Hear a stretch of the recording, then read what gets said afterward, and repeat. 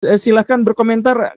Pak Benix itu justru salah satu yang ngomong bahwa bagus itu 19% tuh. Oh ya, kita happy, sangat-sangat happy karena ekonomi kita bakal tumbuh booming. Jadi ya kita termasuk yang pesimis di awal tahun dan terbukti semester pertama perekonomian kita kontraksi, itu jelek. Jadi saya sangat-sangat pesimis.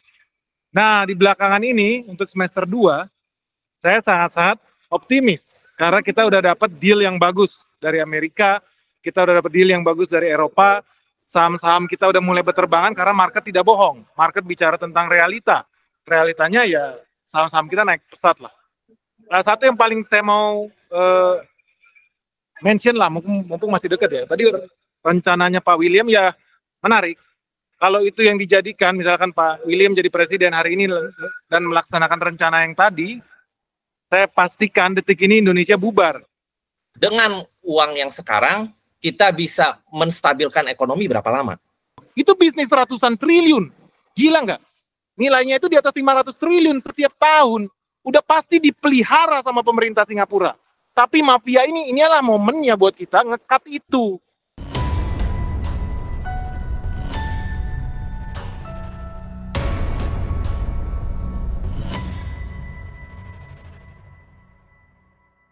Assalamualaikum Barai, selamat datang kembali di Guru Gembul atau Gembulikum Channel, entah apapun itu. Dan selama ini saya tuh masih bingung dan masih heran. Saya membaca berkali-kali terkait dengan penerimaan Pak Prabowo Subianto terhadap 19% tarif yang dikenakan Amerika Serikat, dan Amerika Serikat berhak untuk mengakses semua yang dia inginkan dari Indonesia. Dan Indonesia juga berhak wajib untuk beli Boeing, wajib untuk beli minyak dan gas ke sana, wajib juga beli pertanian ke sana dan sebagainya. Nah, apakah itu untung atau rugi? Apakah perjanjian itu tuh bagus untuk Indonesia atau tidak gitu? Saya tuh ngobrol sama beberapa pakar, ada yang pakar yang terkenal, ada pakar yang tidak terkenal gitu. Termasuk kemarin saya juga podcast dengan Pak Mardigu gitu terkait dengan hal ini. Nah, semua orang itu masih berbeda pandangan apakah tarif Trump 19% untuk Indonesia itu apakah untung atau buntung. Nah, termasuk juga saya sudah nyimak videonya Pak Benix dan sudah baca tulisannya Pak William yang juga nampaknya berbeda pendapat dalam hal ini. Jadi kita akan cari cari jawaban sebenarnya, tapi jawabannya nggak usah maksa gitu. Karena kita juga sebenarnya masih pusing karena para ahli itu sepertinya punya kredo yang sama. Jadi para ahli yang mengatakan Pak Prabowo ini bagus, dia mengatakan yang anti itu nggak tahu apa-apa soal ini. Begitupun hal yang sebaliknya gitu. Jadi kita mulai dulu dari ini. Pak Beni sudah ketawa-ketawa nih. Apa ini? Lihat apa ini di jalan tuh? Menarik ini, menarik. Kita sambil di jalan makanya kita standby. Kita lagi di hutan di Kalimantan. Sorry kalau sinyal agak mati hidup Pak Guru. Tapi aman, ya betul, aman. Selalu menarik. Kita termasuk yang menyambut lah terkait tarif ini. Oke, Pak Benix menganggap itu adalah sesuatu yang baik. Pak William berhati-hati dan cenderung pesimis terhadap ini ya? Iya, kalau menurut saya ya dalam waktu dekat ekonomi kita akan meningkat, tapi dalam jangka panjang kita kayaknya celaka sekali. Nah, coba kita elaborasi Pak. Jadi dalam jangka pendek ini bagus untuk ekonomi Indonesia, tapi ke depan kita jelek. Iya, celaka. Bukan jelek, celaka kita. Oh, celaka. Celaka itu maksudnya lebih jelek daripada jelek gitu? Iya, kurang lebih begitulah. Oke, bisa dijelaskan lebih Pak? Mulai siapa dulu nih? Pak William aja dulu. Oke, ini benang kusut. Jadi izinkan saya minta waktu untuk menguraikannya. Jadi tolong jangan dipotong, takutnya kalau dipotong saya linglung. Oke. Izinkan saya punya waktu beberapa menit ya. Ya, 10-15 menit lah. Oke, sebelumnya kita harus ngerti, sebelum saya uraikan benang kusut, saya mau bikin satu statement dulu.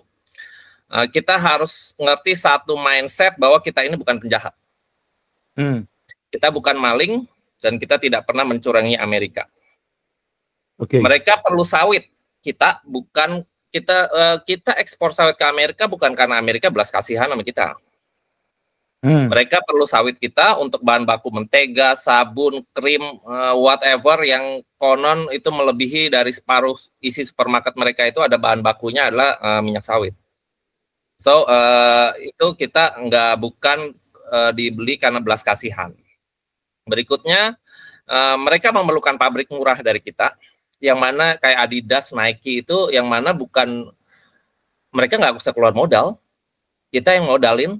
Kita yang bangun, mereka cukup beli hasil akhirnya, mereka tidak musingin masalah tenaga kerja dan lain-lain, dan dibuat di berbagai negara termasuk China, Vietnam, dan Indonesia juga, bukan karena biayanya murah, bukan sekedar biayanya murah, tapi juga karena kebutuhan diversifikasi untuk ketahanan supply. Karena kalau misalkan ada satu negara tiba-tiba terjadi revolusi, negara lain akan backup. So this is a win-win solution. Jadi mereka juga mendapat keuntungan yang sangat besar. Jadi kalau ada narasi yang kita menjahati Amerika, rasanya itu nggak benar.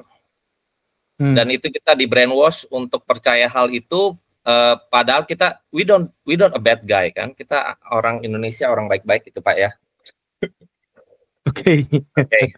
Intinya saya menentang narasi itu. Kita mindset itu kita tanamkan dulu. We are not a bad guy. Oke, kita kembali ke topik. Di awal tahun saya sempat ditanya, waktu itu saya diundang ke iCommunity, di mana prospek 2025. Saya jawab, saya jawab gelap gulita. Karena beberapa hal.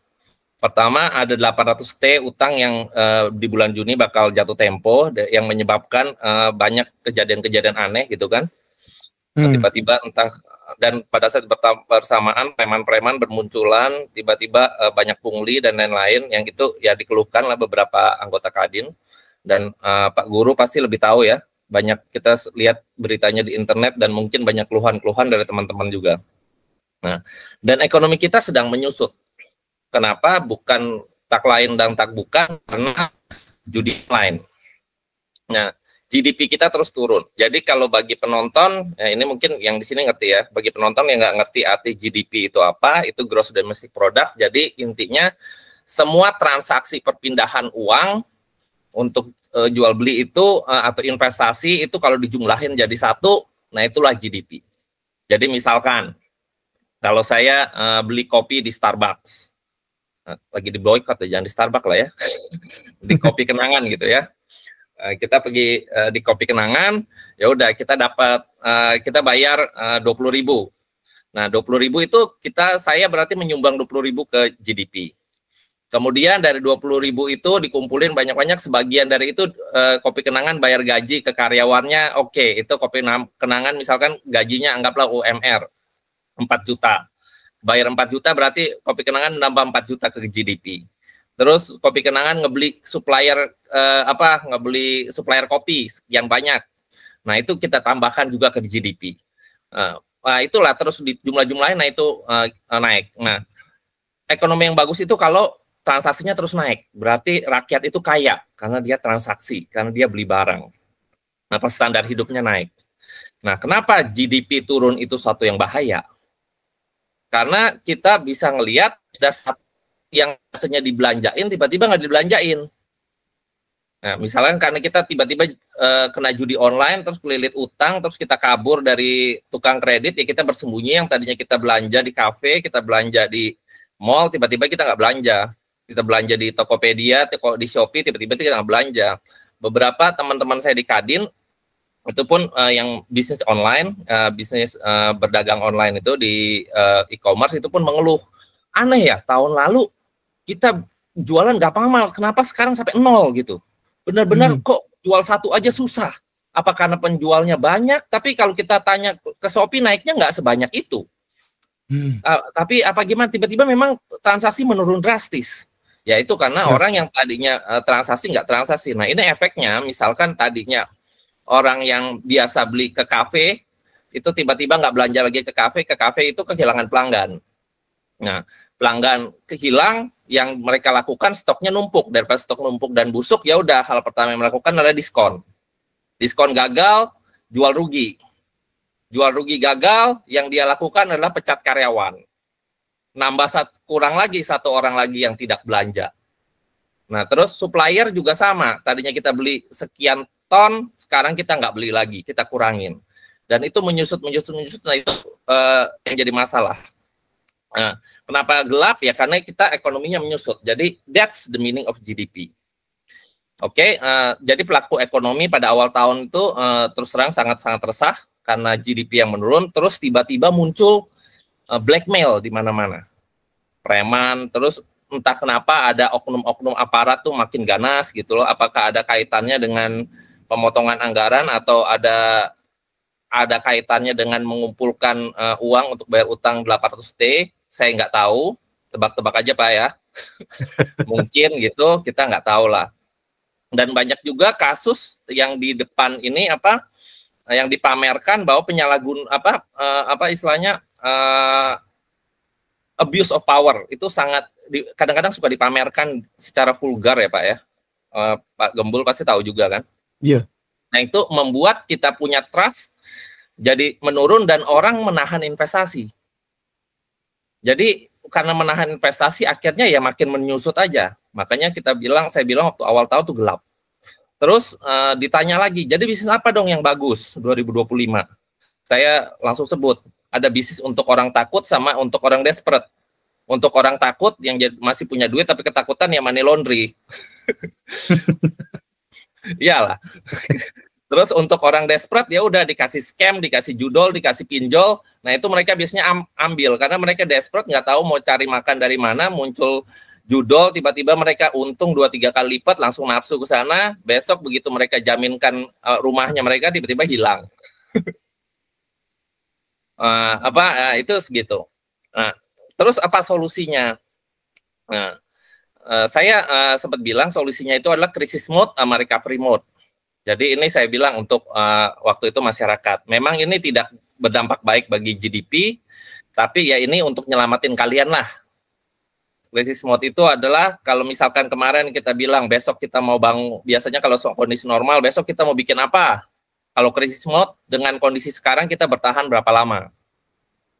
Jadi kalau misalkan perusahaan kumpulin cash banyak-banyaknya. Jadi itu kalau misalnya ada biaya-biaya yang nggak perlu, kos-kos yang nggak perlu segera dipotong.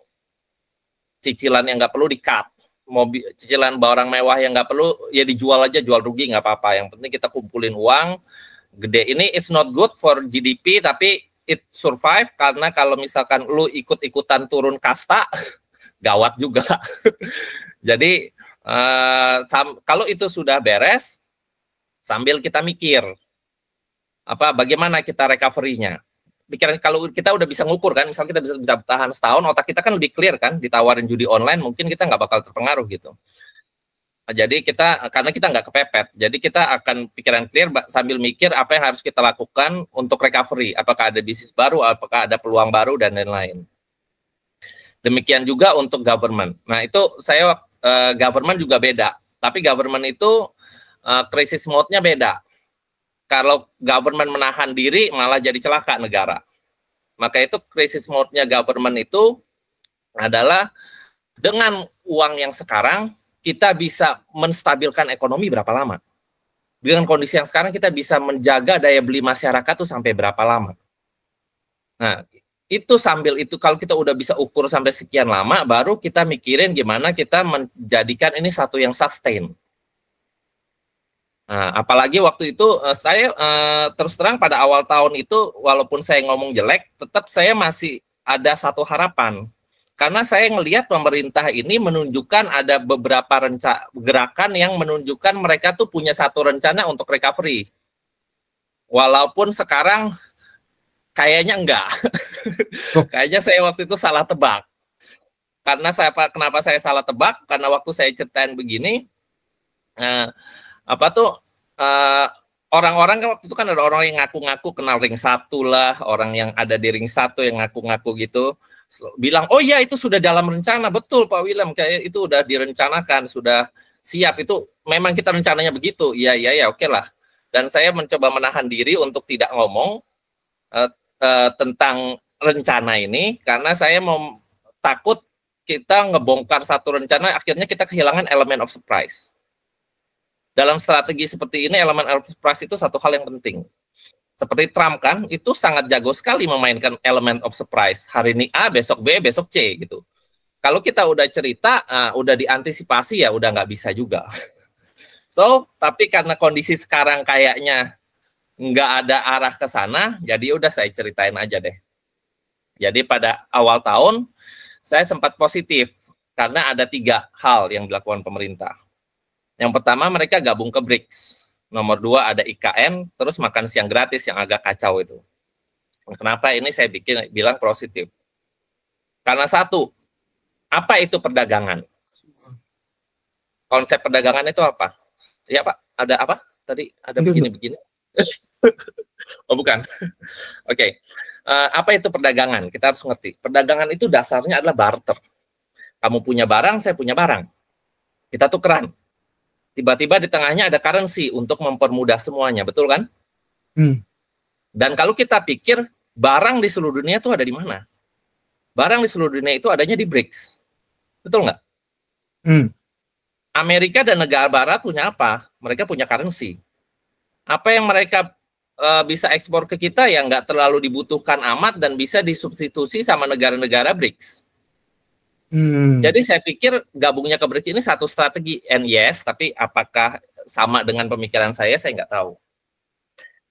Yang nomor 2, itu ada proyek IKN sama MBG. Walaupun sekarang kita ngelihat rada-rada aneh gitu.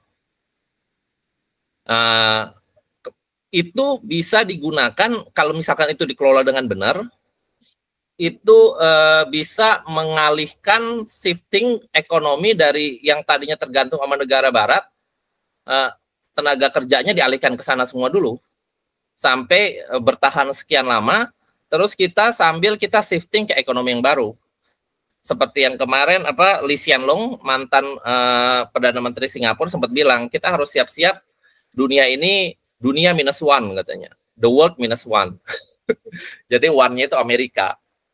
Nah, dia aneh sendiri karena itu Lee Hsien Loong ada kalau lihat Lee Hsien Loong The World -1 itu di YouTube ada itu.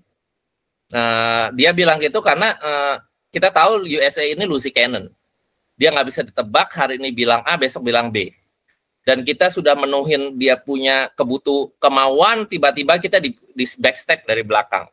Seperti kata Henry Kissinger kan, adalah bahaya menjadi musuhnya Amerika, tapi jadi temannya itu fatal. So this is the mindset. Oke, kita sekarang jadi logikanya adalah kalau kita berteman sama USA ini, kita berteman sama musuh dalam selimut. Dan he always wait to take anything from us gitu. Dan itu bukannya nggak mungkin, kita lihat berkali-kali kan dipamerkan di dunia dengan bangga gitu. Kita kembali ke cerita ini. Nah, berikutnya kita waktu itu saya udah kira-kira mungkin akan ada perang dagang dan pemerintah mungkin udah bersiap shifting, walaupun saya nggak menyangka perang dagangnya itu segila sekarang. Lalu terjadilah, lalu tiba-tiba kita masuk ke bulan April, itu Indonesia kena 32%. Dan segeralah presiden kita panik. Atau tidak panik ya, atau strategi atau apalah. Tapi bagi pandangan kita itu tampak sekali seperti orang panik gitu kan. Dia melakukan statement publik yang menyerah segala-galanya, dan lucunya berapa hari kemudian nggak diapa-apain, tarif itu ditunda sendiri oleh Trump. Dan berlaku seluruh negara kecuali China. Nah, jadi sebenarnya ini langsung kita dikata ya kan, abis ini everybody kiss my ass gitu. Masih ingat Pak ya? Ya, masih ingat. Nah, terus lebih lanjut lagi, abis itu kita dengar juga Amerika mulai mengusik tuh produk halal, mulai mengusik QRIS, mulai mengusik GPN yang menurut saya itu sangat bahaya. Nah, ini izinkan saya share betapa bahayanya itu GPN kalau kita salah gunakan. Ini saya share, izin Pak ya, saya share share screen. Oke. Entire screen. Oke. Alright. Oke, kelihatan? Iya, kelihatan. Ini pada waktu beliau kita diancam, dia ngomongin Kris sama GPN, ini saya langsung bikin video ini kira-kira bulan April 21 April. Oke, kira-kira isinya begini.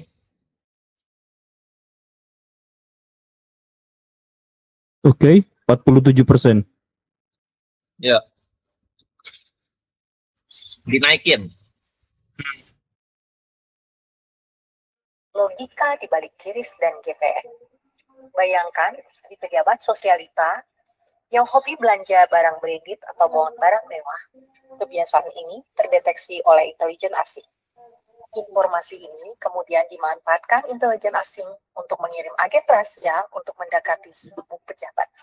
Menjadi sahabat sambil berusaha menghasut si baik dengan suap, dengan hasutan, atau dengan ancaman. Setelah berhasil dihasut, si istri pejabat akan jadi mata-mata yang bisa digunakan untuk mengorek informasi dari suami. Bahkan bisa digunakan untuk menghasut suaminya agar melakukan kehendak si intelijen. Sekarang bayangkan seorang pejabat yang hobi jajan hiburan malam. Rasanya banyak pejabat macam ini di Republik kita, dan transaksi ini terdeteksi oleh intelijen asing. Dan agen rahasia pun diutus untuk membuntuti si pejabat, mengambil foto dan bukti-bukti kelakuan maksiat. Bukti itu akan digunakan oleh intelijen asing untuk memaksa pejabat kita jadi kelompok. Sekarang sudah tahu kan kenapa Kiris dan GPN tidak boleh disusupi kepentingan asing. Sekarang bayangkan kalau mereka dapat akses ke Kiris, di sana ada data para aktivis, rakyat kecil, semua orang di Republik ini. Tapi bukan itu yang paling menakutkan. Kalau Kiris bisa diacak-acak hanya karena USA merasa dirugikan, besok inovasi baru anak bangsa juga bisa diacak-acak karena USA merasa dirugikan. Lalu besok-besok, USA bisa saja menyuruh kita menutup bisnis atau memaksa menjual saham hanya karena mereka kalah bersaing. Dan kita akan selamanya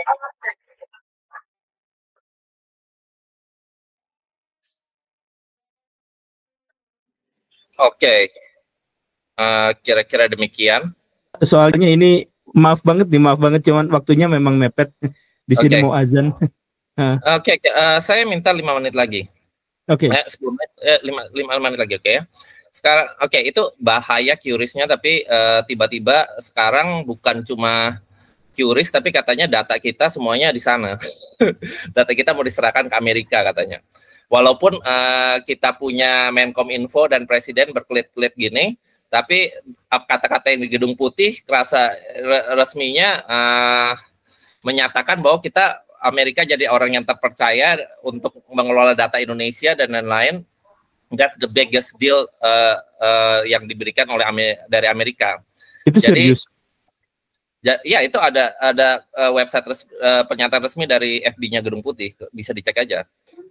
Dan nggak tahu, walaupun berkelit-kelit ya ini mungkin lebih bahaya daripada Kris. Nah, dan kita tahu kan, walaupun menyangkal-nyangkal dan kita memang susah membuktikan kalau data sudah ditransfer, ngeceknya lagi gimana, kita kan nggak mungkin mengeceknya kan. Jadi ya moga-moga apakah benar atau gimana ya whatever. Berikutnya gini, oke, semua kita balik ke deal yang 19%.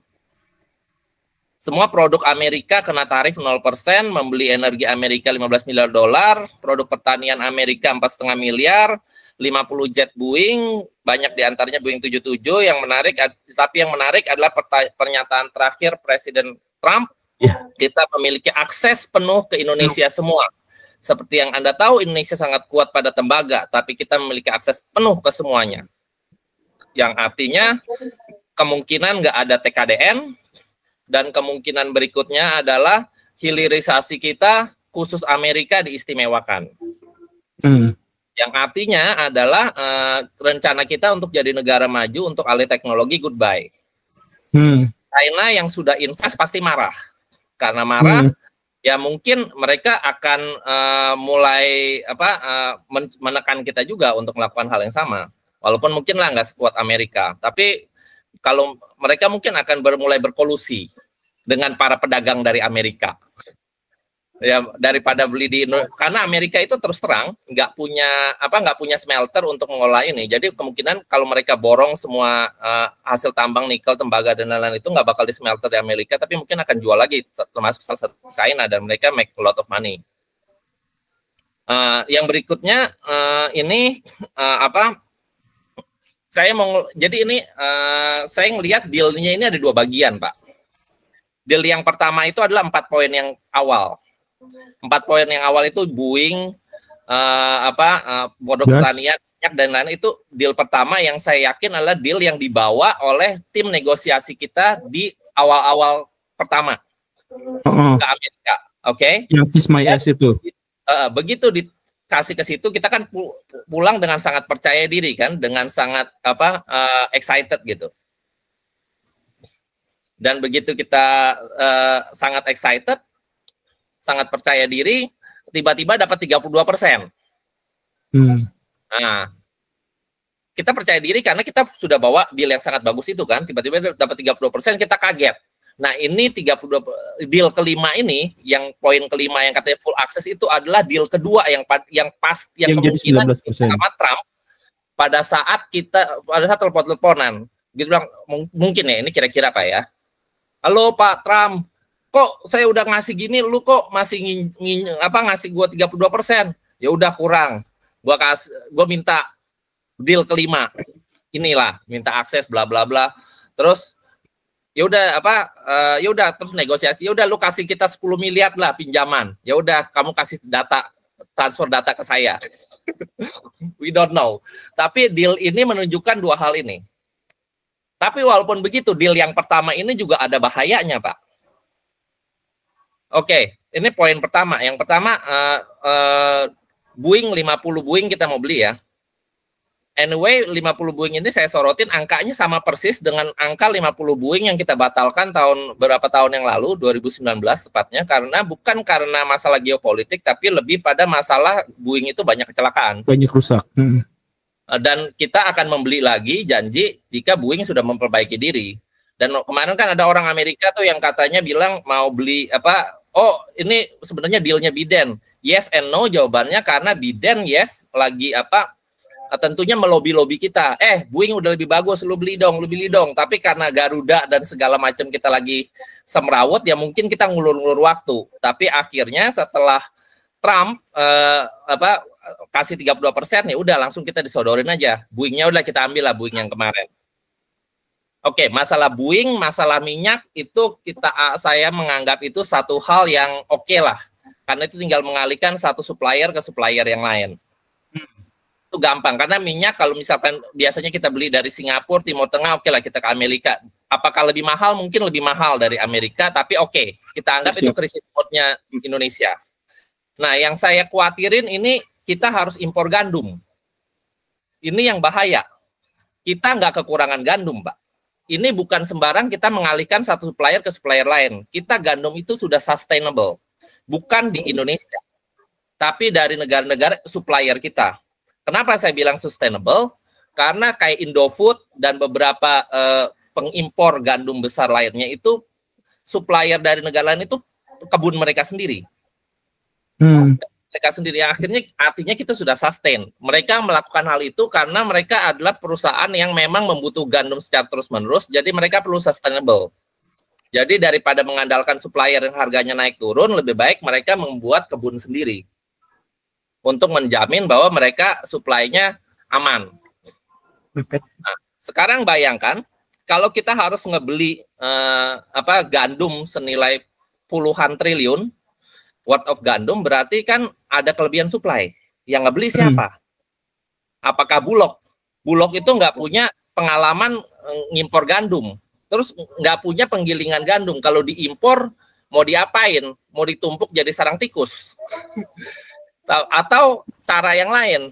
Kalaupun mereka bisa bikin BUMN baru untuk menggiling gandum, hasilnya bisa sebagus tepung-tepung yang lain nggak?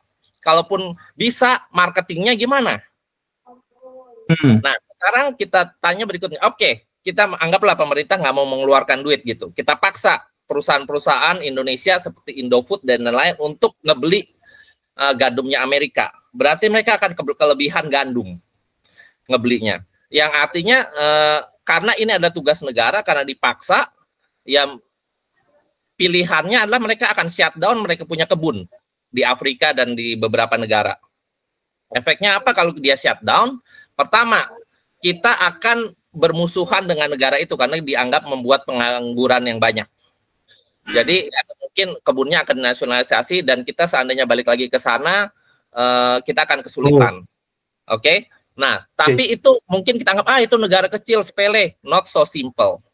Kalau kita udah shutdown itu, seperti yang saya bilang kan tadi, barang di dunia itu ada di mana? Barang di dunia itu adanya di BRICS. Dan Amerika nggak punya barang yang sebenarnya yang seriously kita butuhin. Jadi sekarang dengan kita men-shutdown, kita punya sustainability negara-negara lain, dan kita terpaksa impor dari Amerika, berarti kita menggadaikan leher kita ke Amerika. Next, in the few years, kalau Amerika bilang, lu perlu gandum gua kan? Ya udahlah, lu referendum tuh negara, satu pulau yang kelihatannya nggak puas sama lu. Oke. Aceh lah, atau whatever. Ini masa depannya agak bahaya. Nah, kira-kira seperti itu. Jadi seperti yang orang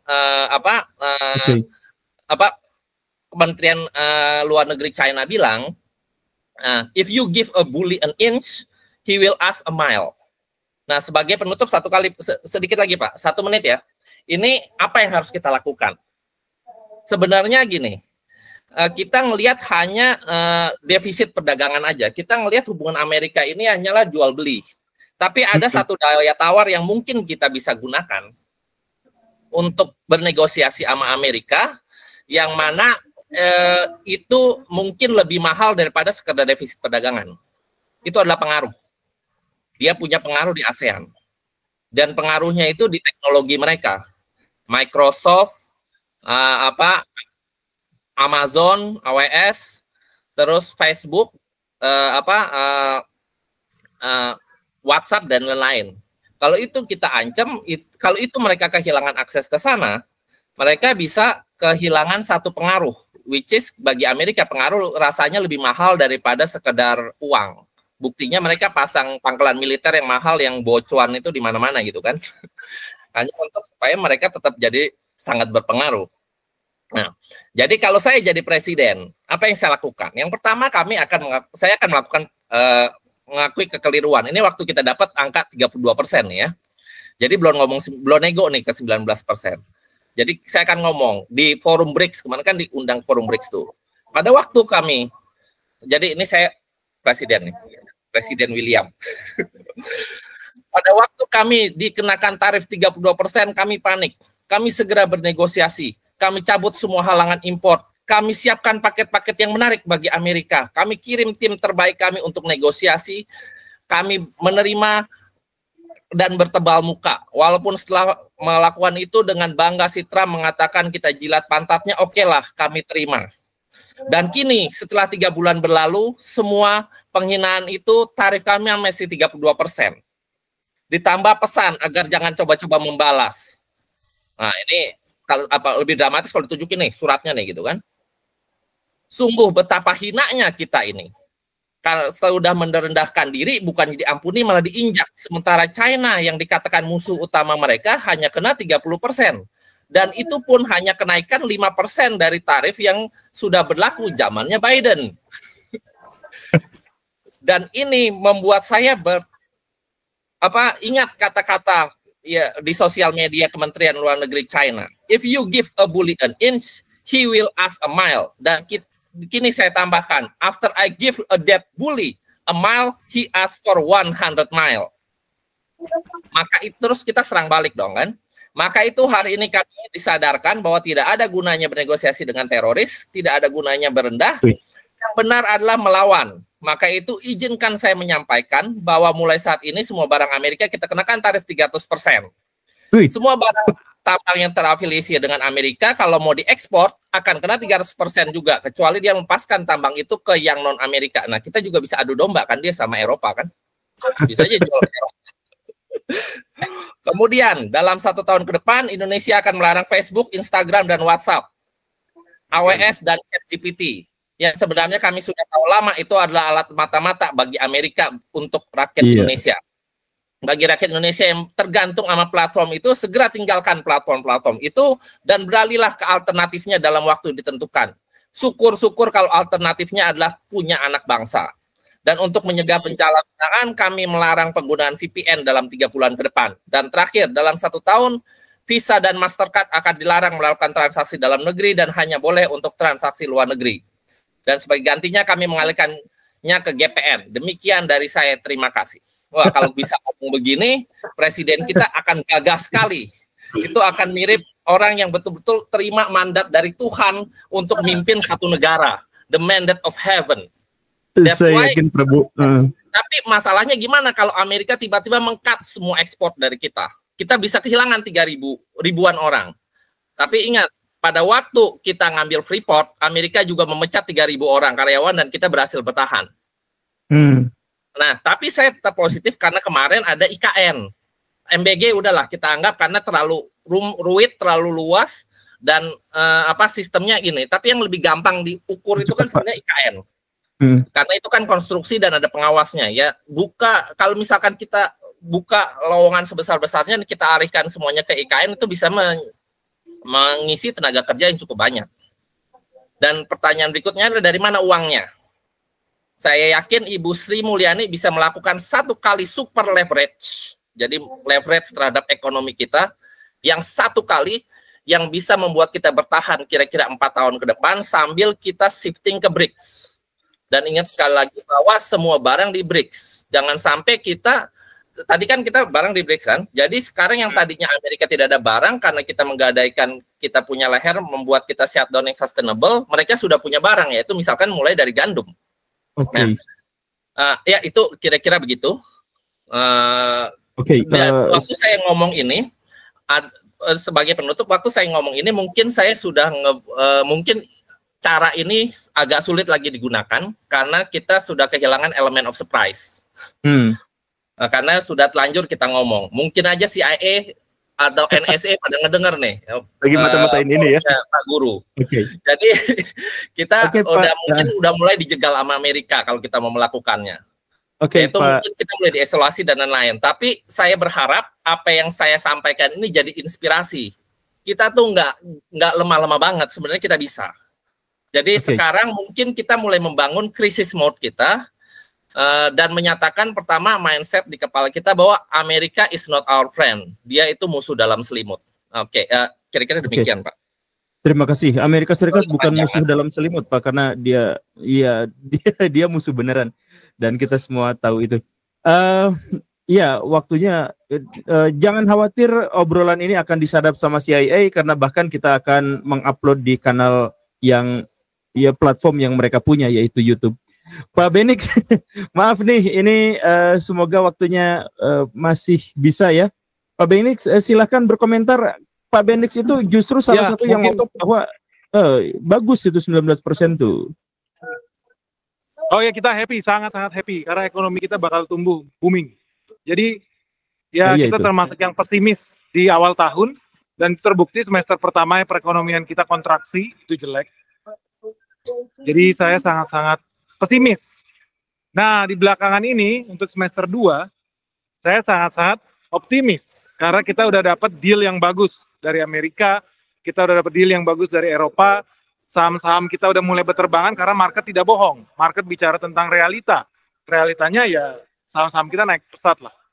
Nah, satu yang paling saya mau mention lah, mumpung masih dekat ya. Tadi rencananya Pak William ya menarik. Kalau itu yang dijadikan, misalkan Pak William jadi presiden hari ini dan melaksanakan rencana yang tadi, saya pastikan detik ini Indonesia bubar. Karena begitu Bapak lakukan rencana itu, berarti rakyat Indonesia tidak bisa akses WhatsApp, rakyat Indonesia tidak bisa akses YouTube, tidak bisa akses Gmail, tidak bisa akses pembayaran internasional, karena kita bergantung dengan sistem mereka, SWIFT, Mastercard, Visa, shutdown, Indonesia akan jadi the next Pyongyang. Jadi Pak William cocok jadi agennya Xi Jinping. Cocok menjadi karyawannya Partai Komunis Cina karena pengen menghancurkan negara kita. Bagus. Itu bagus. Itu sesuatu yang menarik. Jadi itu pun yang akan saya sarankan kalau saya adalah karyawannya PKC. Saya akan berikan saran seperti Pak William supaya negara kita makin hancur dan dimusuhi oleh dunia internasional. Bagus. Tapi kita rakyat Indonesia. Jadi saya rakyat Indonesia, kita bahas sesuai yang real. Kita kupas dulu yang hoax. Menurut saya yang hoax yang dibawa Pak William. Pertama, gandum. Gandum. Kita punya data gandum. Impor gandum. Saya ke pinggir pantai, tapi saya selalu bawa data-data ekonomi kita. Impor gandum Indonesia 2015 sampai 2024, masih dari tahun lalu. Nilai 60 triliun. Apa iya kita impor dari Afrika dan lain sebagainya? No. Impor gandum kita ternyata yang paling besar adalah dari temannya Donald Trump. Australia 900 juta dolar. Kanada 900 juta dolar gandum. Ukraina 700 juta dolar. Argentina, Rusia, dan Amerika Serikat. Jadi yang dirugikan ya negaranya Donald Trump sendiri, sekutunya mereka, AUKUS, negara-negara seperti Ukraina, negara-negara seperti Australia, Kanada. Karena gini logiknya, kalau mau nanam gandum, itu nggak bisa di daerah-daerah seperti Indonesia atau Afrika, itu nggak logis. Gandum itu tanaman subtropis, sekali lagi saya mau bilang banyak orang asal bacot tapi nggak ngerti soal bisnis pertanian. Nggak. Fakta membuktikan Indonesia impor gandum ya dari negara-negara subtropis, negara-negara utara, negara-negara dingin. Itu fakta. Terus yang kedua, pangan, kacang kedelai. Ada nggak ada Donald Trump ya? Tadi kita impor gandum. Ada nggak ada Donald Trump? Faktanya hari ini kita itu impor kacang kedelai terbesar dari Amerika Serikat. Kita impor senilai, kelihatan nggak ya? 25 triliun. Dari 25 triliun paling banyak kita impor dari mana? Amerika Serikat. Hampir 2 juta ton. Bayangkan, kita impor gandum, itu nilainya hampir 2 juta ton. Itu jumlah yang sangat signifikan loh, di tahun 2023 ya. Total volume juta ton kita impor kacang kedelai ini, 2,2 juta ton kacang kedelai kita impor. Hampir 2 juta tonnya, jadi hampir 90% yang kita impor itu ya dari Amerika. Makanya saya bilang, ini betul-betul bagus, menarik. Soalnya Donald Trump sendiri yang bilang juga, wah, si Prabowo jago juga nih lobbynya. Karena sebetulnya ada nggak ada Donald Trump, kita memang impor gandum dari Amerika, kita emang impor energi dari Amerika, kita emang impor kacang kedelai dari Amerika, ada nggak ada Donald Trump, kita lakukan itu. Kita memang impor LPG dari Amerika. Jadi ini sebetulnya cuma pengulangan, ya buat yang belum paham, biar saya kasih paham. Konstituen Donald Trump adalah orang tolol, idiot. Petani-petani di Amerika Serikat. Orang miskin, sama kayak di Indonesia. Konstituen pemegang suara terbanyak itu orang menengah bawah. Sama seperti di Amerika, orang-orang bodoh. Dan mereka semua nyoblosnya Donald Trump. So, bahasa politiknya Donald Trump, memang dia harus bilang, Amerika ini menang di perang dagang. Harus bahasa politik, karena itu konstituen. Realitanya, not so much. Karena sebetulnya dia ngibulin rakyatnya sendiri. Karena memang kita udah bertransaksi sedemikian besar di bidang-bidang, dan kita memang impor tadi kacang kedelai, gandum, jagung, pesawat, teknologi, kita memang impor dari mereka. Jadi itu memang kita lakukan. Tapi itulah strategi komunikasinya. Kenapa? Karena Donald Trump dalam posisi terjepit. Di bulan April dia udah kadung janji, hey guys, dalam 90 hari we will make 90 deals. Ternyata dalam 90 hari, ya at least sampai hari ini udah nambah lagi ya Jepang. Tapi kemarin yang tanda tangan sama dia cuma siapa? Cuma United Kingdom, cuma Vietnam, cuma Filipina, cuma Indonesia. Jadi di mana 90 deals yang lain, 90 deal yang lain, negara lain nggak ada yang datang. Belum conclusion sama dia. Dia butuh sesuatu untuk membohongi atau mengkadali ya konstituennya. Ya itulah, makanya dia bilang ini good deal. Padahal nggak good deal. Sebelum ada Donald Trump, kita memang impor ratusan triliun dari Amerika Serikat. Ya, dan itu adalah fakta. Jadi sekali lagi gue mau kasih tahu nih buat teman-teman, faktanya kita memang impor dalam jumlah yang sangat besar dari mereka, dan itu cuma diulang. Ada nggak ada perang dagang ini, kita memang impor. Nah, kenapa ini kemenangan buat kita? Ini yang belum disebutkan ya. Ketika Prabowo angkat telepon, deal dengan Donald Trump, dia lagi di Brussels. So, Donald Trump itu he's about to shake hand sama Uni Eropa. Jadi dia buying time, pada saat yang sama, dia dapat good deal dengan Eropa, 0%. Dengan 0% itu, dia membuka akses kita. Komoditas nyawa Indonesia ada di 2 komoditas, batu bara sama sawit. Sawit kita udah diblokir sama Eropa. Dengan EU Cepa yang baru ini, kita dapat 0%, kita dapat akses sawit, dan kalau teman-teman investor pasti udah tahu, semua saham sawit melonjak tinggi. Gue udah cuan ratusan persen by the way. So, kita sangat happy dengan ini. Kenapa? Karena akhirnya Indonesia bisa merdeka. Indonesia bisa dapat akses yang luar biasa besar ke market Eropa. Ternyata ini sesuatu yang di belakang layar yang kita nggak pernah lihat. Ternyata deal dengan Donald Trump itu ada daya dorongnya. Tentu dia akan pilih tempat. Di sini gue lihat Prabowo pilih tempat loh. Ketika dia angkat telepon Donald Trump, dia tidak di Jakarta, dia tidak di Purworejo, dia tidak di Purwodadi, tapi dia pilih tempat, dia di Brussels, in the heart of Europe. Dia pilih tempat, gue mau kasih tahu, kalau lu nggak kasih deal sama Indonesia hari ini yang bagus, gue siap shake hand dengan Eropa. Dan dia buktikan, dia shake hand dengan Eropa di 0%. Dan itu ke-translate ke ekonomi kita. Makanya gue sangat optimis, di 6 bulan ke depan, ya kita bakal lihat makin banyak investment masuk. Apalagi, makanya kalau teman-teman lihat ya, belakangan ini udah mulai banyak pengusaha-pengusaha dari Cina yang masuk ke Indonesia. Kenapa? Karena kalau kita lihat strateginya Donald Trump, dia ngasih 19% ke Indonesia. Oke, dia ngasih 20% ke Vietnam. Dia ngasih 19% ke Filipina. Di sini kan kode. Sebetulnya yang mau diserang Donald Trump itu bukan Indonesia, enggak. Kita nothing lah. To be honest, kita nothing lah. Negara kita. Tapi yang mau dia hajar adalah China. Itu. China yang dia mau serang. Makanya negara-negara di sekeliling China dikasih rate, dikasih tarif jauh di bawah rate-nya China. Sekarang China di atas 50%. So, di sini akhirnya akan memaksa pemilik pabrik, investor yang ada di pabrik-pabrik di China buat pindah keluar. Kalau lu masih tetap mau ekspor ke Amerika Serikat, lu harus pindah dari China ya ke Indonesia, ke Vietnam. Dan kita udah lihat angkanya akan makin banyak. Kemarin kita baru dapat kabar ada investasi sekitar 600, hampir setengah triliun ya, hampir 600 miliar di kawasan industri yang ada di Jawa Barat, nanti masuk lagi sekitar 3 triliun di kawasan industri yang ada di Jawa Tengah, semuanya dari China. Mereka akan pindah ke sini, pabrik-pabrik itu. Dan ini a good thing. Tapi ini kabar buruk buat agen-agen PKC, Partai Komunis Cina, apalagi karyawan Xi Jinping yang ada di Indonesia. Ini kabar buruk. Karena akan makin banyak pengusaha-pengusaha dan investor dari Cina yang kabur ke Indonesia. Pasti mereka akan kabur ke kita. Kenapa ya siapa? Ya mereka deal-nya jelek. Dan ini juga jadi presiden yang sangat... ini tekanan luar biasa by the way ya, buat tetangga kita, utamanya negara tetangga jiran ya. Jiran hari ini Malaysia itu di 25%. Hari ini, pembicaraan hari ini di parlemen Malaysia adalah menggulingkan Perdana Menteri Malaysia detik ini yang dianggap tolol karena Indonesia dapat good deal. Jadi kita sudah membuat KPI tinggi bagi ekspektasi rakyat Malaysia. Perdana Menteri, kalau lu kerjanya di bawah kinerja Prabowo aja dapat 19%. Lu harus cabut dari Malaysia. Lu bayangin. Sedemikian hebatnya menurut gue ya. Gue jarang-jarang muji pemerintah by the way. Tapi di sisi ini, sedemikian hebatnya, deal yang dibikin pemerintah, sampai hari ini itu jadi KPI bagi pemerintahan Malaysia. Dan mereka nggak akan bisa dapat itu.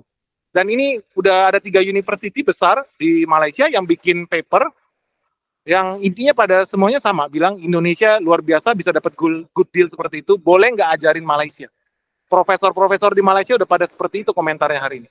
Dan banyak kita lihat juga, termasuk warga di Amerika Serikat sendiri, mereka bilang Donald Trump itu kena tipu. Kalau yang paham, nanti kita bikin videonya spesifik. Rakyat Amerika sendiri kalau yang punya otak, mereka bilang ini Donald Trump kena tipu sama Prabowo. Faktanya Donald Trump kena tipu sama Prabowo. Karena nggak ada deal ini, memang kita impor dalam jumlah yang sangat besar dari Amerika Serikat. Ini cuman switching tata bahasa aja, dan memang kita impor itu. Nah, negara yang dirugikan siapa? Udah jelas kalau misalnya ngomong energi ya. By the way, kita ngomong energi, kita impor sangat besar dalam bentuk crude dari Timur Tengah, dalam bentuk produk olahan, petrokimia, dalam bentuk Pertamax Turbo lah segala macam, kita impor dalam hasil jadinya itu dari Singapura. Jadi nyawa kita itu ada di Timur Tengah sama di Singapura. Nah, dengan dealnya dengan Donald Trump ini, kenapa ini good news? Karena inilah peluang buat Indonesia buat bisa ngekat mafia migas yang ada di Singapura. Ya kemarin kalau lihat beritanya kan, lagi dikejar tuh. Kita mau namanya RC ya. Lagi mau oh gitu ya. Kenapa? Karena ini adalah momennya buat sikat itu. Pemerintah Singapura selama ini melindungi beliau, bro. Iya loh, itu bisnis ratusan triliun. Gila nggak? Nilainya itu di atas 500 triliun setiap tahun. Udah pasti dipelihara sama pemerintah Singapura. Tapi mafia ini adalah momennya buat kita ngekat itu. Gimana caranya? Ya kita ganti supplier, so what? nggak ada masalah, ada begitu banyak supplier minyak bumi. Ya ini momennya kita cut, kita bersihkan mafia migas kita yang bersarang di Singapura. Pasti banyak orang jerit-jerit, pasti begitu banyak. Dan ya itulah konsekuensinya. Jadi menurut saya namanya perdagangan dunia ya normal-normal aja. Kita switching supplier, kita gonta-ganti itu nggak ada masalah. Yang dirugikan ya mereka, yang dirugikan ya Saudi Arabia, yang dirugikan Angola, yang dirugikan Nigeria dalam bentuk crude kita impor, Kazakhstan termasuk. Yang dirugikan ya Singapura dalam bentuk bahan jadi dari minyak itu. Sekarang kita bisa geser itu, kita bisa bersih-bersih dosa masa lalu itu. Jadi inilah menurut gua ya pribadi, inilah cakrawala baru dealnya Indonesia. Tapi eksekusinya seperti apa? Karena bisa jadi orang bilang, ini berarti cuma ganti pemain. Tadinya mafia Singapura, sekarang mafia Amerika. Ya, nggak tahu. Kita nggak tahu. Tapi kalau dalam konteks regulasi, dalam konteks deal, this is a very good deal. Kita mau bicara seperti apapun, faktanya kita dapat jauh deal yang lebih baik, jauh lebih besar, jauh lebih menguntungkan dibandingkan negara-negara tetangga kita. Jadi ya, gue mau bilang ya congrats lah buat si Prabowo, hebat juga dia bisa bikin deal itu. Oke, Pak William mau nanggapin sesuatu? Sebenarnya saya juga pengen nanya sih. Iya, nomor satu yang gandum itu yang dari Kanada dan lain-lain, sekutu-sekutunya Amerika itu ya itu banyak juga dari kebun-kebun yang dimiliki oleh orang Indonesia. Itu one point. Itu bukan dari petani-petani mereka, karena concernnya itu mereka memiliki kebun. Mereka itu harus menstabilkan mereka punya supply. Jadi selain Indofood dan beberapa perusahaan lain yang memang memerlukan gandum dalam jumlah besar, ya memang memiliki kebun di negara-negara Kanada, Amerika Latin, di Afrika Utara, dan beberapa daerah lainnya. Jadi itu satu poin. Nomor berikutnya yang minyak, minyak seperti yang saya bilang tadi kan, walaupun lebih mahal sedikit ya, oke lah, karena itu kan tinggal mindahin supplier, karena memang supplier minyak itu banyak. Kita memang makan minyak, ya tinggal mindahin supplier. Itu bukan hal yang terlalu mengguncang. Yang berikutnya yang bahaya yaitu deal kelima. Deal kelima kita ini yang membuat full access. Dan bagaimana kalau seandainya kita punya QRIS, itu memang tapi kalau udah transfer data ke sana kita nggak bakal tahu lagi. Karena itu kan angka siluman dan kita nggak mungkin melakukan audit. Itu yang kita orang biasa nggak mungkin melakukan audit. Jadi ya itu deal yang kelima itu yang paling berbahaya yang menurut saya. Dan masalah yang tadi diomongin akan di-cut ya, kita nggak bakal langsung nge-cut. Kita kan setahun kita bilang. Oke, kalau misalkan ternyata salah langsung di-cut sama Amerika nggak bakal nge-cut, it's a big market. Indonesia Facebook dan lain-lain akan nego. Itu akan kerugian besar buat Facebook dan sahamnya akan turun drastis. Mereka akan nego. Jadi mungkin akan melakukan tekanan buat Trump. Nah itu yang my logic ya. Jadi kita ngajak lagi ke meja perundingan. Sama kan seperti Trump kan nembak, udah nggak bisa negosiasi, ngajak lagi ke meja perundingan. Kita ngajak lagi ke meja perundingan. Tapi setidaknya sekarang dengan muka yang lebih ngangkat ke atas gitu loh. Karena yang ditakuti oleh Amerika itu ya kehilangan pengaruh. Sedangkan WhatsApp, Facebook, dan lain-lainnya itu sudah ada substitusinya. Kita bukan bilang yang dari China, yang dari mana-mana tuh banyak. Ya cuma yang paling populer di dunia Facebook. Kalau WhatsApp kan ada Telegram yang which is menurut saya lebih bagus. Cuma ya kurang populer aja. Ya itu poin itu. Jadi yang saya concern sebenarnya adalah masa depan kita itu di deal kelima. Jadi deal oke kita terima. Itu mah deal yang lama gitu. Gua perlu lebih. Oke, lu mau lebih apa? Gua minta full access. Gua minta lepas TKDN. Gua minta kita bisa ekspor tanpa melalui smelter. Ya ini tentunya masih jadi obrolan. Termasuk juga dengan bangga Gedung Putih mengumumkan data Indonesia akan akan ditaruh di Amerika. Itu dengan bangga loh, itu dipublish oleh Facebooknya Gedung Putih. Nah, dan kita mengartikan, enggak, ini angka komersial yang segala macam, apa yang dikirim ke sana kita nggak tahu. Jadi ya itu boleh aja berkelit-kelit, dan memang biasa kan kita berkelit-kelit. Jadi yang sangat berbahaya adalah itu buat masa depan kita. Dan nanti sekian tahun kemudian, jika itu data itu kan bisa, ya saya bilang tadi kan, data transaksi Visa Master itu, kenapa kita waktu itu bikin GPN? Karena transaksi Visa Master itu data intelijen yang bisa digunakan untuk blackmail kita punya pejabat, dan banyak pejabat yang akhirnya jadi mata-mata karena memang itu. Dan nanti kalau data itu semakin lama makin dikuasain dan dimanipulasi, sangat gampang menyebarkan orang benci satu dan kebencian lain, memecah-mecah. Ya sudah, mungkin bukan seperti sekarang Indonesia bubar hari ini, ya bubarnya sekian tahun ke depan jika dibutuhkan. Oke, kalau nggak dibutuhkan dan kita masih ada gunanya, kita enggak. Cuma kita harus tahu kita berada di ujung tanduk, dan kita berkawan dengan macan yang punya sejarah panjang untuk meng-backstep dia punya teman. Oke. Itu yang sangat dibahayakan. Jadi yang impor gandum itu bukan ke petani Kanada, itu dari kebun yang dimiliki orang Indonesia yang kebetulan di Kanada dan lain-lain. Kalau yang supplier besar ya, karena mereka sustain, mereka tidak mau menanggung resiko. Karena kan misalkan kayak keripik yang perlu gandum, itu kan kalau harganya tiba-tiba naik atau turun, itu kan stres mereka. Atau barang tiba-tiba nggak ada, mereka harus berebutan, kan mereka kacau. Jadi mereka harus sustain dengan memiliki kebun sendiri, bukan karena masalah untung rugi di harga, tapi karena mereka perlu sustainable untuk itu.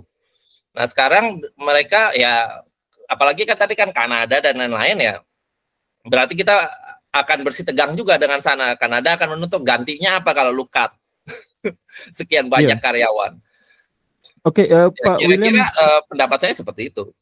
Oke, Pak William, kita berhenti dulu. Ini waktunya udah udah. Satu lagi, izin satu baris aja. Jadi saya ini bukan mau berdebat menang-menangan dengan Pak Benix ini. Saya tujuannya memberi inspirasi kepada pemerintah bahwa jangan terlena.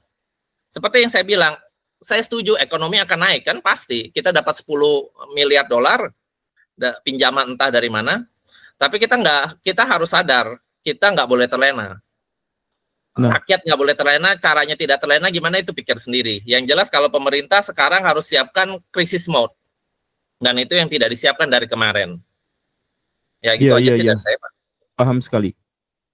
Pak Benix, jadi yang memang masalah yang ditekankan sama Pak William itu sebenarnya adalah poin kelima itu, poin yang terakhir itu, yang mendapatkan akses penuh, kemudian keinginan untuk intervensi terhadap QRIS dan lain-lain yang dimiliki di Indonesia. Ini tuh berarti ya memberikan leher kita kepada Amerika Serikat, yang jangka pendeknya memang baik, tapi jangka panjangnya kita akan benar-benar ketergantungan sama Amerika Serikat. Tanggapan singkatnya, Pak? Oh iya, oke. Kita pernah udah bikin sih video soal QRIS itu. Jadi itu sesuatu hal yang krusial, itu penting. Jadi di situ saya setuju. Itu hal yang memang harus kita jaga. Itu harta kekayaan hakinya Indonesia yang memang kita harus jaga. Tapi di sisi lain kita juga harus lihat di negara kita ini nggak ada yang namanya rahasia. Contoh misalkan tadi dikasih contoh soal belanja atas pejabat segala macam. Jauh sebelum itu data BPJS kita udah bocor. Itu jauh lebih penting. Karena di data BPJS itu ada data, lu adalah tentara, lu adalah militer, pangkat lu adalah kolonel, istri lu tinggal di mana, gaji suami lu berapa, oh ternyata suami lu miskin, padahal lu kolonel, padahal lu brigjen, woi, lu bisa kita suap, woi, lu kita bisa sogok, ada peluang, itu jauh lebih fatal. Data BPJS itu jauh lebih fatal, dan ada alamat di situ, ada data, anakmu kan ada 5, emang lu bisa kasih makan anak 5 dengan gaji jenderal yang cuma 4,5 juta, itu jauh lebih ngeri, dan itu udah bocor kemana-mana gitu, itu fakta. Terus tiba-tiba ya kita ngomongin soal yang ini, ya to be honest lah, data kita nggak ada yang rahasia di Republik ini. Kayak Pak Guru sama saya, kita semua aja email-emailan pakai Gmail. Ya Google udah baca isi email kita, dia udah baca isi pikiran kita. Bahkan sebelum kita buka Google, dia udah tahu kita mau buka apa, makanya iklan yang ditampilkan, iklan yang kita inginkan, kan gitu ya. Jadi kita udah betul-betul telanjang sebetulnya dari sisi itu. Atau dari sisi transaksi. Sekali lagi bukan pembenaran ya, ini krusial, gue setuju QRIS harus kita lindungin. Tapi faktanya contoh, kayak teman-teman kalau transaksi di mall, gesek pakai kartu kredit, ya kemungkinan besar pakai Visa atau Mastercard, yang punya ya mereka. Atau kita pakai kartu debit, gesek, EDC namanya, alat yang kotak besar gitu. Kemungkinan besar mereknya Ingenico. Jadi ini udah mereka juga. Jadi semua mesin, alat pembayaran, payment gateway, switching, itu semua yang punya udah mereka. Kalau seandainya kita lakukan blokade di situ, alternatif kita apa? Ya kita pakai teknologi Cina. Kita jadi karyawannya Tencent, Alibaba, WeChat, kita nggak pakai WhatsApp, kita pakai WeChat, kita nggak pakai QRIS, kita pakai Tencent Pay atau pakai Alipay. Itu konsekuensinya. Jadi memang dunia ini udah dibawa ke arah yang ya kita pilih yang mana nih, yang kiri atau yang kanan.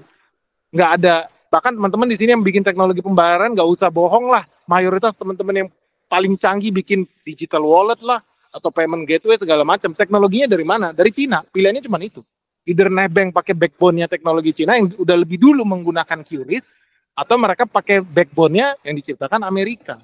Jadi ya faktanya memang kita sudah telanjang dalam hal data, tapi sekali lagi bukan artinya kita nggak penting ya, tetap gue setuju di poin yang kelima khususnya soal data QRIS itu, tetap apapun itu ya gue sih yakin dan percaya itu harus kita keep, harus kita jaga.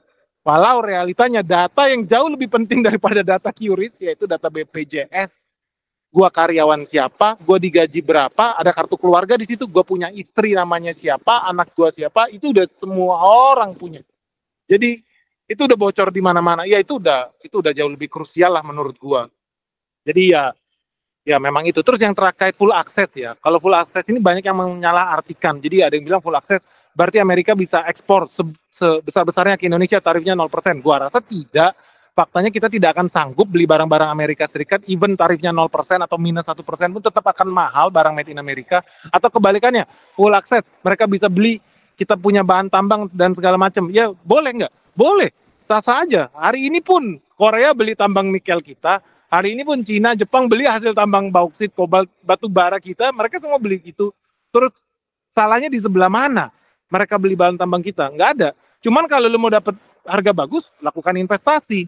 Kalau lu lakukan investasi, ya lu harus buka tambang di sini, lu harus hire tenaga kerja kita. Bukan artinya, banyak orang bilang full access berarti gue bisa dapat bahan tambang gratis. Enggak, konyol.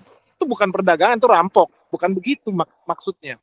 Terus full access artinya mereka bisa ambil nikel kita atau emas kita pakai apa? Pakai helikopter, pasang tali, pasang magnet, terus ditarik itu emasnya. Enggak, tetap harus datang buka tambang di sini. Logikanya kan begitu.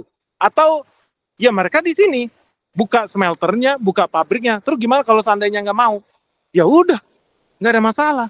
Di kita pun ada begitu banyak orang yang bisa lakukan itu. Dan logika berpikirnya adalah kalau dia full akses dalam artian tambang, dia akan mendapatkan akses yang sama dengan ya negara-negara yang lain. Kalau tadi ngomong TKDN kan berarti impor ya. Ya berarti kalau impor, ya masa sih kita, gue ada kasih contoh di video kita ya. Perbandingan antara rice cooker made in Indonesia, mereknya Mas Pion, sama rice cooker made in Amerika Serikat. Harganya di atas 4 kali lipat. Logikanya walaupun TKDN 0%, apa kita akan beli rice cooker harga 600.000 made in Amerika? Padahal yang made in Indonesia harganya cuma 150.000. Kan nggak logis. Jadi itu orang-orang yang ngomong full access itu di media terutama ya, banyak ekonomis profesor itu nggak nyampe. Memang mereka tidak paham. Logikanya dengan tarif minus 1%, minus 5% sekalipun, kita tidak akan sanggup, rakyat Indonesia tidak akan sanggup beli barang made in Amerika Serikat. Jadi nggak usah takut dengan namanya full access. Ujung-ujungnya, lu kemungkinan besar pakai handphone made in China. Ujung-ujungnya mungkin pakai sepeda made in China. Itu justru yang harus diwaspadai. Karena ya harganya bisa jadi 11-12 kompetisi dengan produk UMKM lokal kita. Gua nggak terlalu worry dengan Amerika minta TKDN 0% sekalipun nggak ada masalah. Kita tidak akan sanggup beli barang mereka. Udah selesai. Jadi full access itu kalau dalam pengertian yang seperti itu menurut gua terlalu dilebih-lebihkan. Realitanya akan seperti apa ya kita lihat. Tapi bukan arti Indonesia telanjang. Lu bisa datang ke sini ambil tambang kita, ambil batu bara kita, ambil itu mah nggak logis lah, secara logika bisnis aja nggak begitu. Ya kalau lu mau dapat batu bara kita, beli dari trader mungkin yang ada di Singapura atau beli dari Adaro, selesai. Atau kalau lu nggak mau beli dari perusahaan Indonesia, buka sendiri tambangnya di sini, hire tenaga kerja kita. Good news, mengurangi pengangguran. Nah, boleh saya tanggapin Pak Guru? Silakan. Ya, nomor pertama, TKDN ini bukan masalah barang murah dari Amerika. TKDN ini masalah menciptakan lapangan kerja, satu. Nomor dua, masalah alih teknologi. Jadi kalau ini nggak ada ya pabrik TKDN bisa aja ditutup. Atau ya pokoknya something like that. Seperti Apple kemarin yang sudah mau invest ya nggak perlu lagi. Oke, itu one point TKDN. Kita nggak pernah bilang TKDN ini akan membuat barang lebih murah. No. TKDN ini adalah membuka lapangan kerja dan membuat alih teknologi yang karena kita berharap suatu hari negara kita jadi negara maju. Kedua, tambang yang memang jelas-jelas tidak akan tidak akan diambil begitu saja. Full access itu berarti kita tidak perlu melalui proses hilirisasi. Kita tidak perlu melalui smelter. Kita tidak perlu membuat produk turunan yang efeknya kalau misalkan beli selama ini kan harus melalui smelter. Jadi tambang itu bisa tambang-tambang nikel dan lain-lain bisa langsung aja jual ke luar negeri ke Amerika. Dan dia mungkin untungnya lebih gede. Nah, terus begitu dan akhirnya yang sekarang kan kita lagi hilirisasi itu lebih dari sekedar smelter kan. Kita sudah mencoba bikin pabrik baterai, kita bikin pabrik ini dan itu. Nah, akhirnya yang pabrik-pabrik yang tadinya turunan ini yang kita pikir mendapat jaminan suplai bahan baku itu harus bersaing dengan Amerika untuk beli. Kita ini bukan ngerampok, perampokan bukan, tapi full access itu yang saya artikan seperti itu. Mereka akan beli tanpa melalui smelter. Jadi seperti yang tadi saya ngomong, investor dari China yang sudah patuh dan terlanjur bikin pabrik akan kesel dan mencoba menekan balik, mencoba bernegosiasi ulang. Dia dapat, gue juga minta dong, walaupun negosiasinya alot kita nggak tahu kan di belakang meja seperti apa. Nanti mereka dapat sesuatu lagi, menjanjikan sesuatu lagi, atau setelah, kalaupun mereka gagal bernegosiasi, ya sudah, kita pura-pura bego aja, kita beli aja dari trader dari Amerika. Karena orang Amerika itu yang jelas full access, dia ngambil semua nikel kita pun, mereka nggak punya smelternya. Smelternya itu yang, ya, cuma yang idle-idle dikit. Itu nggak bakal sanggup nelan kita punya nikel. Tapi kalau full access, mereka tinggal ngambil semua nikel, ya dijual aja. Jual ke Jepang, jual ke China, jual kemana-mana.